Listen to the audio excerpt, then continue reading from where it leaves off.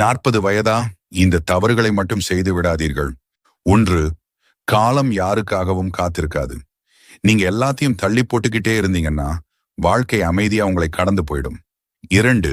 பணம் மட்டுமே எல்லாமும் இல்லை. சந்தோஷத்தை பணத்தை கொடுத்து வாங்க முடியாது. 3.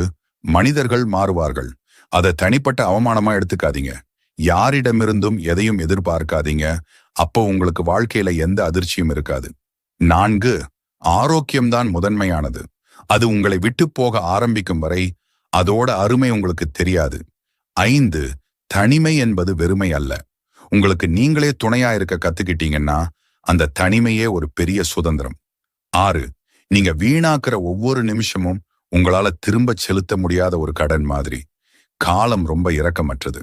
உங்களுக்கு வயதாக ஆக அதோட மதிப்பு அதிகமாகிக்கிட்டே போகும். Download ShareChat.